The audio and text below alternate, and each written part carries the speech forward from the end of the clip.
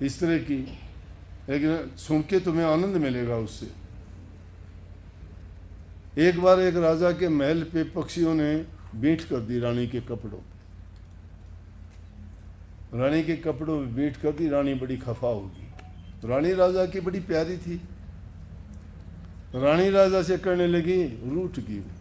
जब रानी रूठती थी तो उसका अजब तरीका ये होता था कि वो अपने जो महल होता था उसमें अंधेरा कर देती थी। जब अंधेरा कर देती तो राजा पूछता, क्या बात है भाई, अंधेरा क्यों? इसलिए अब भी घरों में अंधेरा करना अच्छा नहीं मानते ना। दो कारण होते, एक तो अंधेरा, वो उजड़ जाने का मतलब होता था कि वो अपना विरोध प्रकट करती थी, रोसा, रूस जाना। तो उसने अंधेरा कर दिया। राजा ने देखा आज रानी के महल में क्या बात, अंधेरा क्यों है? राजा गया, जाके पूछा कि क्या बात है आज? बोली बात क्या है कि मेरा तो जीवन ही खराब हो गया। बोले फिर भी कोई बात होगी। मेरा बात क्या होगी, मेरे सारे कपड़े पक्षियों ने खराब कर दिए। क्या कर दिया पक्षियों ने? बोला कर क्या दिया? उसके ऊपर बींट कर दी। बोला फिर कि नहीं? बोला या तो उन पक्षियों को दंड दे और नहीं तो मैं तेरे से रूठी रहूँ। अब कैसे राजा रूठी देख ले अपनी रानी को? कोई नहीं देखता अपनी पत्नी को रूठने के बाद। तो घर में ना टाइम पे रोटी मिलेगी, ना सब्जी मिलेगी, ना प्यार से बात होगी, ना सफाई होगी, हर प्रकार की दिक्कत होती है ना। तो इसलिए मनाने के लिए आदमी कोशिश करता है कि बता क्या ज़रूरत है, क्या काम है, मैं पूरी करूं। तो रानी को लग क्या मनाने, न बोला जानवरों का, उनकी क्या हिम्मत रानी के कपड़ों खराब करते, कल देख मैं बुलाता हूँ उनको। रानी खुश हुई। अगले दिन राजा ने फरमान जारी कर दिया, सब पक्षियों को कह दिया कि बुलाओ सब पक्षियों को मेरे यहाँ आए राजमहल में, और मैं सब पक्षियों से बात करनी है। सारे पक्षी जंगल के आगे, सब आगे देख के कहने लगे भाई सब पक्षी आगे? बोले नहीं जी। बोला भैया नहीं आया? भैया राजा। मेरा जैसे आप राजा, भैया कौन रहने वाला? बोला जी जैसे आप राजा हो हमारा राजा भैया है। बोला क्यों नहीं आया? बोला जी वो कोई काम गए होंगे। राजा बोला कितना बड़ा है वो? बोला जी छोटा सा ही है। बोला ऐसा क्या काम हो गया उसको? बोला जी वो तो आएगा जब बताएगा। वो आया, आने तो राजा ने पूछी भाई, वो आया, सारे पक्षी उसके सम्मान में खड़े हुए। बोले बैठ जाओ। सब बैठ गए।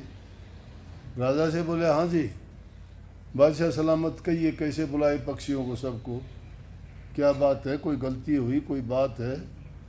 बोला गलती क्या हुई, बात सुन, पहले तो मुझे ये बता दे कि ये सारे पक्षी कब से आए हुए हैं, तुम क्या राजा हो गया कि इतना लेट आया? बोला जी गुस्सा ना करो, मुझे काम था। बोला क्या काम था तुझे? बोला एक पंचायत में कोई फैसला करना था। सोची इसको कहाँ का पंचायती हो गया, किसने बुलाया? बोला जी हाँ पंचायत में गया था फैसला करने के, तेरे बिना फैसला?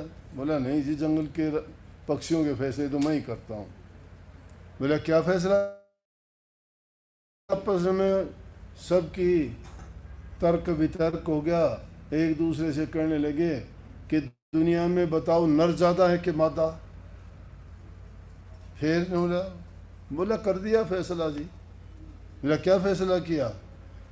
मेरा फैसला ये कराया मैंने कि भाई दुनिया में जो है मादा ज़्यादा नर कम है। मेरा यूँ कैसे? नर का मतलब आदमी से मतलब है, और मादा से औरत से। मेरा औरतें ज़्यादा हैं और आदमी कम है। मेरा तुझे कैसे पता? बोला जी जो औरत का कहना माने वो आदमी नहीं वो औरत ही होता है। अब राजा रानी के कहने से कर जाता। बोला जाओ वही पक्षियों, कोई बात नहीं। सब पक्षी चले गए। रानी फिर उठ गई, कहने लगी कि तूने तो वैसे ही भगा दिया, कुछ करा नहीं और कह रहा था कि मैं ये करूँगा। ने बोला कोई बात नहीं, कल फिर बुलाऊँगा मैं, वो तो हो गया, गलती होगी, तू इतनी खफा ना हो। रानी को फिर समझा बुझा के और कहा। अगले दिन ने बोला बख्शियों फिर बुलाओ भाई, दोबारा फिर बुलाओ, फिर नहीं आया। बोला अभी क्या बात है? ने बोला जी वो ये बात भैया राजा, ने बोला जी वो तो रोज़ फैसलों में जा रहे, तो आज फिर ऐसी बात होगी। उसी तरह फिर लेट आया टाइम निकाल के। जब लेट आया तो कहने लगे हाँ भाई भैया राजा आज लेट कैसे आया? बोला जी एक पंचायत थी आज भी। बोले राजा मन में सोचने लगे आज देखो क्या कहेगा ये, कल तो इसने बहुत बुरी बात कही थी, मैं तो बोलने लायक भी नहीं छोटा और तो बना के चला गया मेरे को, आज देखो क्या कहेगा। बोला जी आज फैसला था क्या? ने बोला छोड़ो राजा आप अपनी बात करो ना। ने बोला ना पहले वो बताओ क्या थी। ने बोला जी वो क्या बात थी, आप तो जानते हो लोगों की 100 मुँह 100 बात। ने बोला फिर भी क्या उल्टी सीधी बात का कोई उठा ले तो उसका क्या फैसला करें? ऐसे ही उल्टी सीधी। ने बोला बता तो यार क्या था ऐसी उल्टी सीधी, हमें भी पता तो लगे, मैं भी राजा हूँ, मुझे भी फैसले करने पड़ते हैं। बोले हाँ वो तो है, लेकिन मैं तो बता देता हूँ, वो तो कोई ख़ास बात भी नहीं थी, लेकिन जब कोई ऐसी बात हो तो जाना पड़ता है। बोले हाँ बताओ।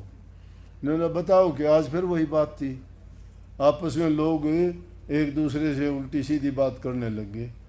कुछ लोग कह रहे थे कि दुनिया में मुंह ज़्यादा है, और कुछ लोग कहने लगे गुदा ज़्यादा है।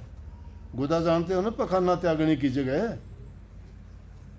अरे मूर्ख ये भी कोई बात है, जितने मुंह होंगे उतने गुदा होंगे ना। बोला ना जी ना, जो आदमी मुंह से वादा करके न हट जाए वो गुदा होती है, उसकी मुंह नहीं होता। क्योंकि राजा ने कही थी जाओ तेरा कसूर नहीं है, उसने सोची आज उससे भी बुरी कह दी। ये बोले अपनी ऐसी तैसी कराओ, ये रानी चाहे जीवो चाहे मरो चाहे रूसो चाहे, मैं भैया राजा नहीं बुलाऊंगा, पक्षियों तुम्हारी मर्जी, जो करना हो करो। तो ये भैया राजा की वो कहानी थी, बात चली पे मैंने बता दी। लेकिन वास्तविकता तो भैया हम इंसान हैं। 84 लाख योनि में 4 खान में विभक्त 84 लाख योनियाँ हैं। कोई मानता है कोई नहीं मानता, बुद्धि का खेल है, कोई अपनी बुद्धि समझ से कुछ बोल देता है, कोई कुछ तर्क वितर्क करते हैं। लेकिन ये बात ज़रूर है कि जो बात कही गई है उनमें 84 लाख योनि में कोई संदेह वाली तो बात है नहीं। कीट पतंगे, हाथी, इंसान, देव, दानर, किन्नर, गांधर, पतंगे, चौपाए, दोपाए, अंडे से पैदा होने वाले, झिल्ली से पैदा होने वाले, गिनती करने लगोगे गिनती नहीं कर पाओगे।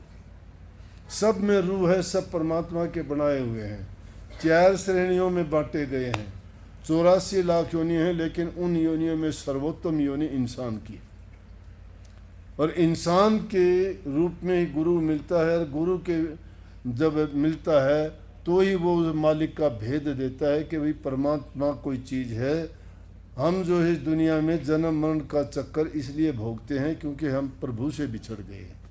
ये रूह वहाँ की बासिंदी थी, गुरु चरणों में रहती थी, लेकिन यहाँ बिछड़ के यहाँ आ गई। अब यहाँ आके काल ने ऐसी रचना रच दी, लोगों को पाखंड में फंसा दिया, अनेक प्रकार के पाखंड बना दिए।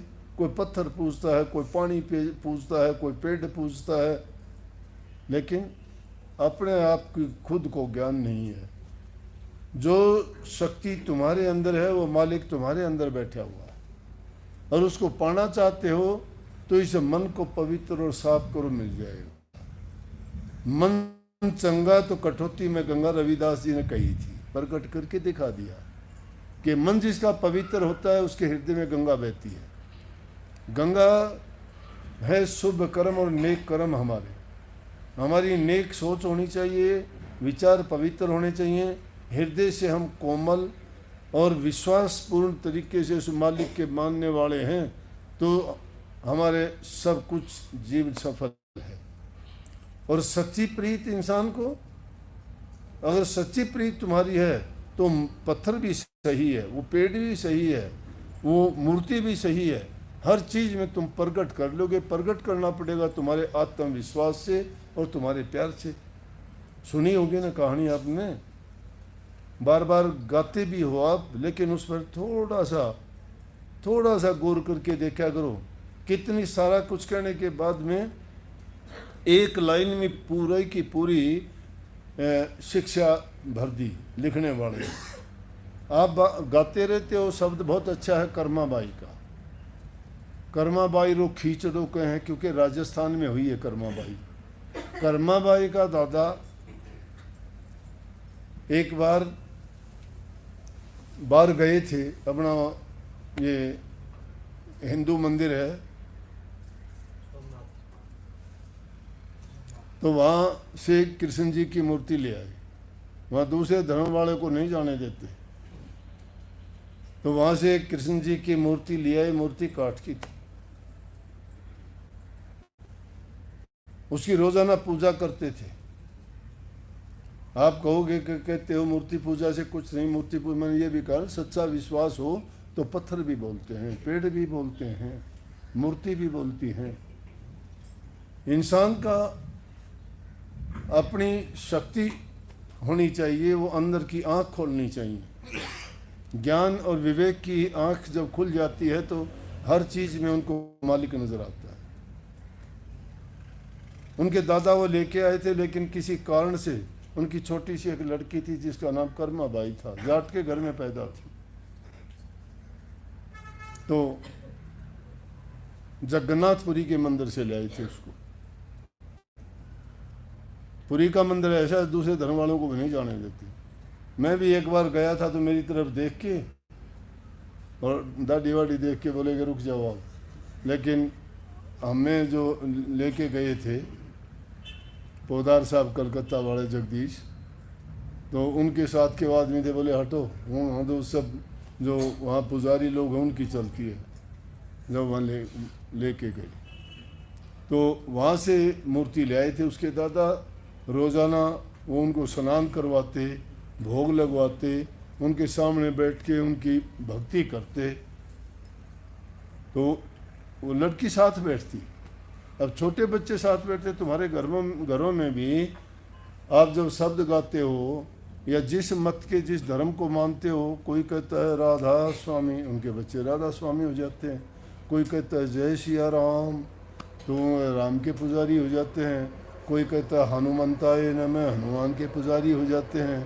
कोई कहता है राधे राधे, वो कृष्ण जी के पुजारी हो जाते हैं। कोई कहता है माँ जय हो माता, वो माता के पुजारी हो जाते हैं। वो बच्चे जानते नहीं ना, क्योंकि घर में जो कुछ होता है बच्चे सीख जाते हैं। कर्माबाई भी देखती, रोज़ाना दादा पूजा करता है कि दादा भोग लगाता है, नहाता है, आरती उतारता है। उसको बाहर जाना पड़ गया एक बार। दादा को मुश्किल होगी कि भाई मैं जाऊंगा ना तो मुश्किल होगी, कृष्ण जी को भोग कौन लगाएगा, भोजन कौन खिलाएगा, पूजा कौन करेगा। चिंता में थे। कर्माबाई बोली दादाजी क्यों आप मैम करते, आप जाइए, आप जाओ, मैं आप कर दूंगी सारा काम। बोला तू कर लेगी? हाँ दादा चिंता ना कर, जाओ। वो तो देखती थी ना, उसको पता थोड़ा था, लेकिन दिल सच्चा था, हृदय पवित्र था। जो छोटे बच्चे होते हैं उनके अंदर राग द्वेष नहीं होता। ये तो हम बड़े होते जाते हैं ना, हमारा अपना लालच, हमारा स्वार्थ, हमारी जो हित की बात होती है वो हमें गिरा देती है, वो ईर्ष्या और द्वेष पैदा कर देती है। इसलिए इंसान इंसानियत से गिरता चला जाता है। बच्चे का मन बहुत पवित्र होता है, शुद्ध आत्मा होती है, तो उसकी ओर से सब सच्चा था। दादा गांव चले गए, पीछे से खिचड़ी बनाई कि क्या भोग लगाऊं। तो पुराने ज़माने में खिचड़ी का ही खाना मुख्य करके था। ये तो अब चले, ये तुम्हारे पिज़्ज़ा बर्गर हो, ये गरम कुत्ते ठंडी बिल्ली, ये नहीं होते थे पहले। अब तो काफ़ी चीज़ ऐसी चल गई है कि नहीं। तो जब ये नहीं थे, अब तो जब तो खिचड़ी दलिया ही होता था, रोट बना लेते थे, ज़्यादा से ज़्यादा बाटी बना लेते थे। तो उसने खिचड़ी बनाई खुश होके, बाजरे की खिचड़ी बनाई, घी की कटोरी लेके गई, घी होता था खूब, आज की तरह अटपट की चीज़ नहीं थी।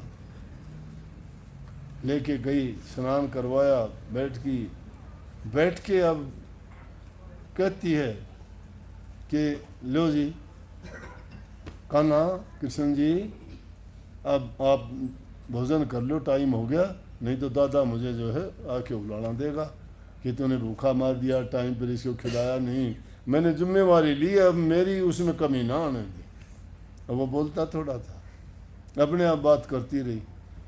खिचड़ी आगे रखती है, बोले घी भी रखा है, इतनी देर चुप क्यों बैठा है, खा ले। काफ़ी देर होगी, अरे इतना अठीला मैंने नहीं देखा अपनी ज़िंदगी में। अच्छी खिचड़ी बना के लाई, तुझे पता है कितना टाइम लगा मेरे को, सारे काम छोड़ के तेरे लिए बना के लाई, और फिर तू चुपचाप बैठा है। मैं खुद नहा के भी आई थी, हाथ भी धोए थे, कभी सोचता हूँ कि ऐसे ही बना लाई, बहुत शुद्ध बना के लाई, बर्तन भी साफ किए थे, खा ले। नहीं खाता वो, कोई इंसान थोड़ा खा ले, मूर्ति है, लेकिन कहती जाती है खा। कितनी देर होगी, कितनी मिन्नत करती हूँ, ले, अगर शर्माता है बाहर चली जाती हूँ, दरवाज़ा बंद करके बाहर चली गई, थोड़ी देर में आके देखती है, फिर वही हाल, अरे अब भी नहीं खाई, अब तो अकेला था खा लेता, लेकिन नहीं मानता। बोले ये लाल लाल गाल है ना तेरे, ये सारे सूख जाएंगे, भूखा मरता कितने दिन भूखा रहेगा, दादा बिरा ना कितने दिन में, उसका कुछ नहीं पता, एक बार जाने बाद में 10 दिन लगे, 15 दिन लगे, इतने दिन भूखा कैसे बैठा रहेगा। लेकिन उसने कहाँ खानी थी, लेकिन उसका विश्वास इतना दृढ़ था कि वो ये वास्तव में खाता है। अरे दादा रोज खुआता था, मैंने क्या जुल्म कर दिया, मैं रोजाना पास बैठती थी, मुझे पता है तू खाता था। ओहो भूल गई, गलती होगी मेरे से, दादा पर्दा कराया था, मैंने पर्दा नहीं किया, ये ले। वो जो उसने घाघरा पहन रखा था उसकी ओट कर ली, बोले मैं परली तरफ देखती हूँ, ये ले पर्दा कर दिया, अब खा ले। फिर देखती है नहीं खाया, फिर भी नहीं खाता है, तो बड़ा उसको दुख लगता है।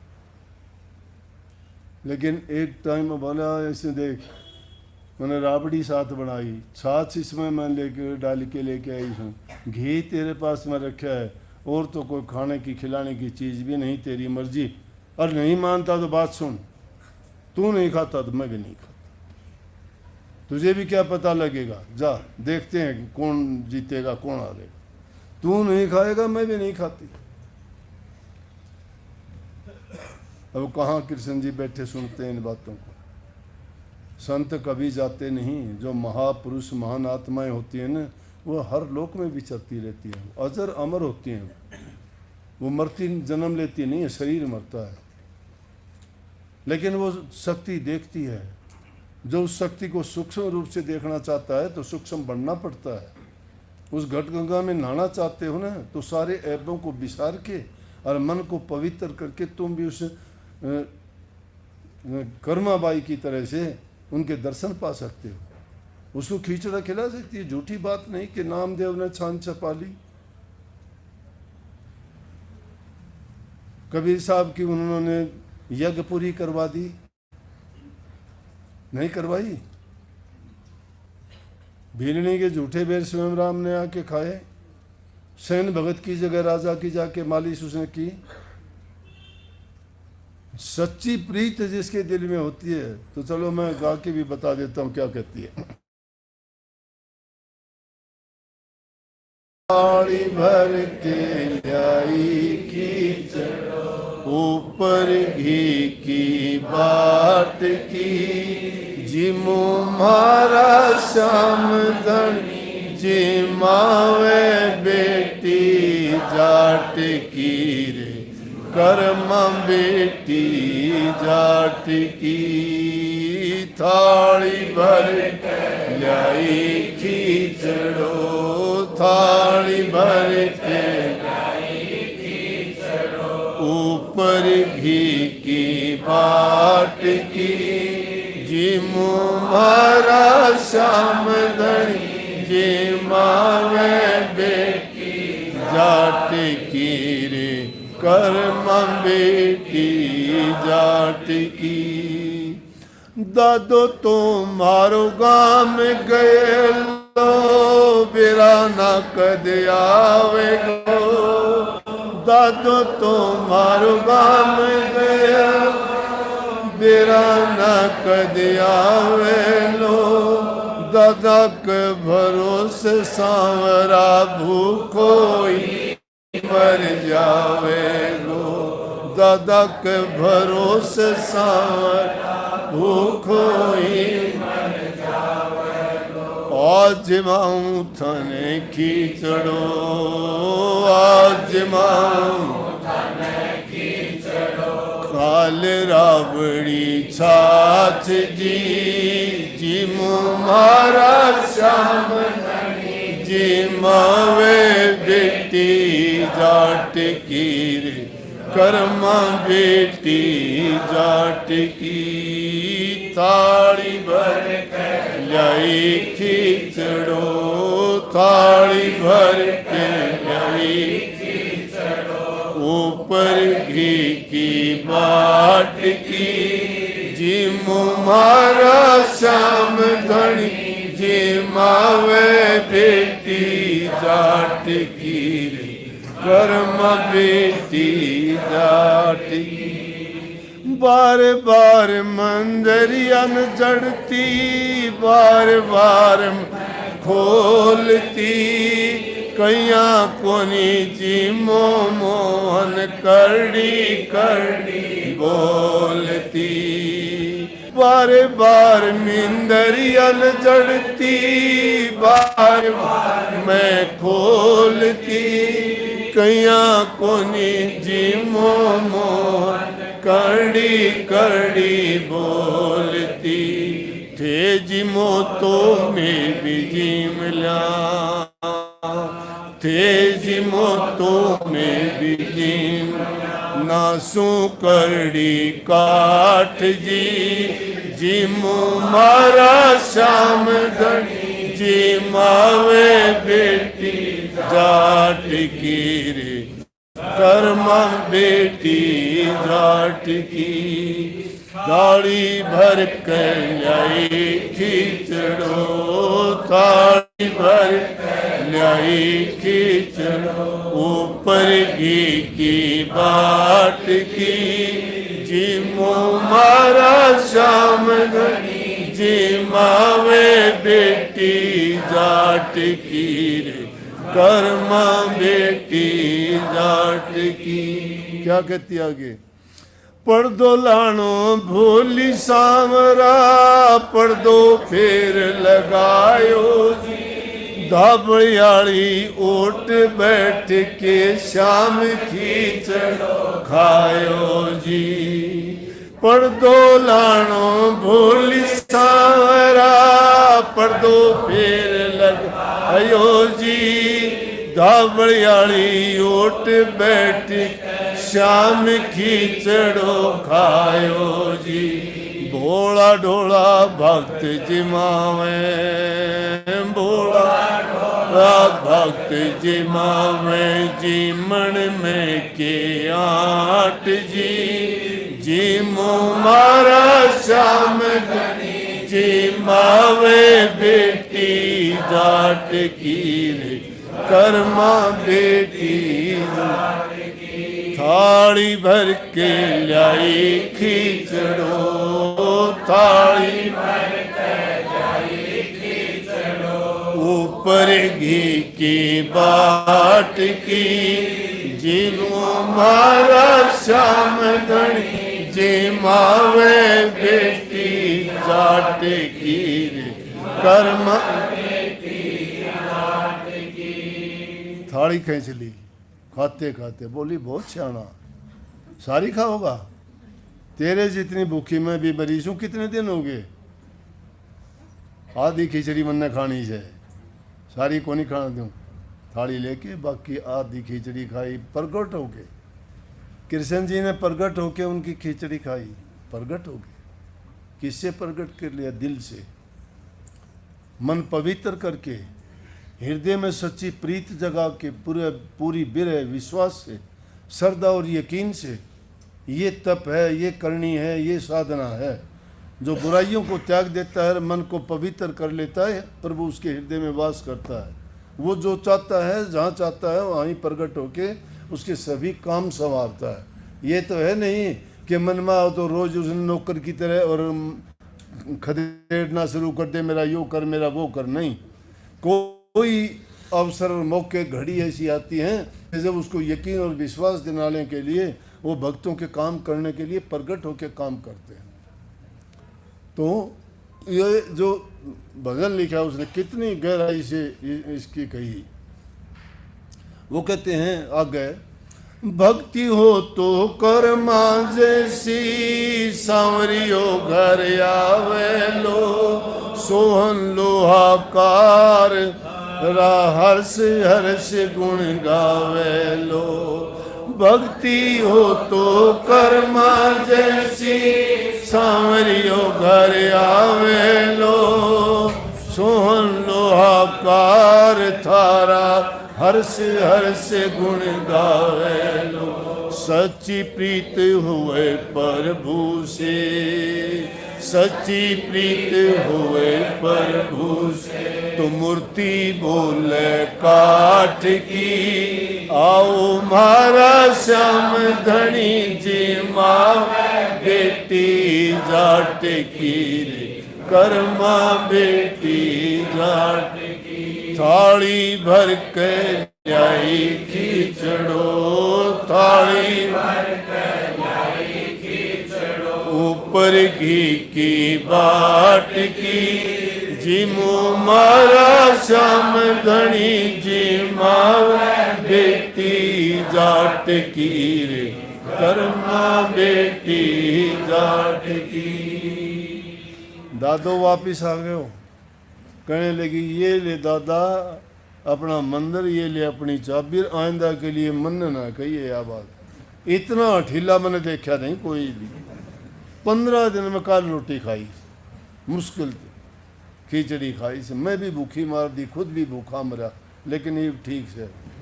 दादा ने तो कभी देखा नहीं थी ये हालत। दादा बोले क्या, मेरा क्या कि इतना ढीला मैंने नहीं देखा, आइंदा मैं नहीं इसकी जिम्मेवारी लूँगी।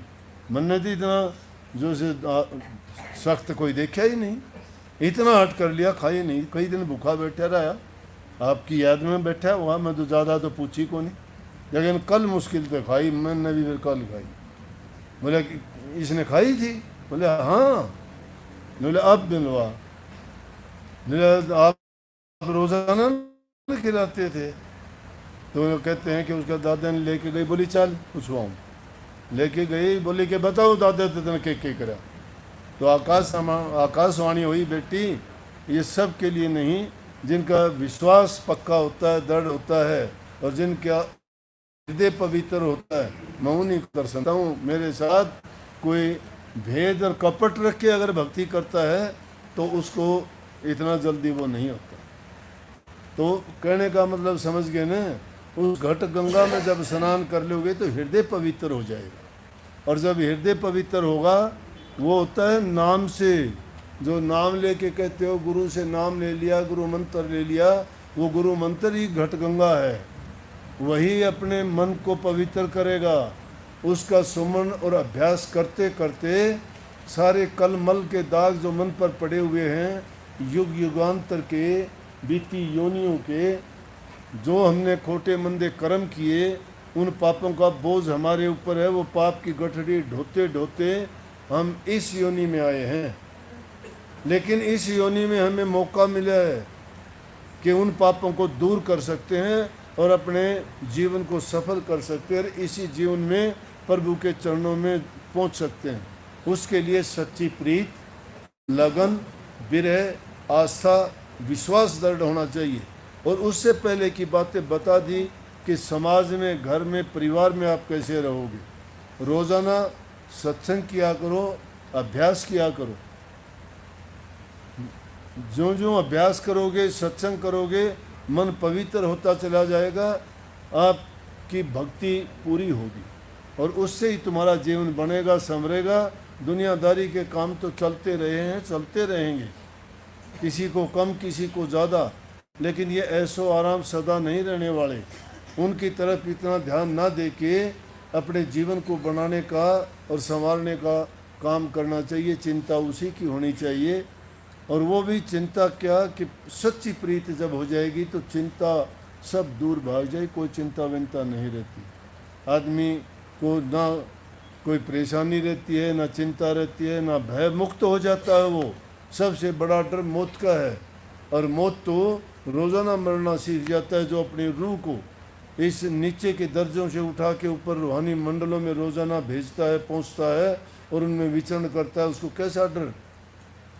जो सत्संगी होते हैं, जिन्होंने नाम की कमाई की होती है, वो तो संसार में मरने से पहले अपने रूह को पहले ही सतगुरु मालिक के चरणों में भेज चुके होते हैं। शरीर है ये जब तक इस दुनिया में फिरेगा, घूमेगा, रहेगा, लेकिन उनकी रूह पहुंच चुकी होती है और उनका कल्याण और उनका कार्य पूरा संपन्न हो चुका होता है। तो आप सबको बहुत बहुत आशीर्वाद भाई। यहाँ का प्रवास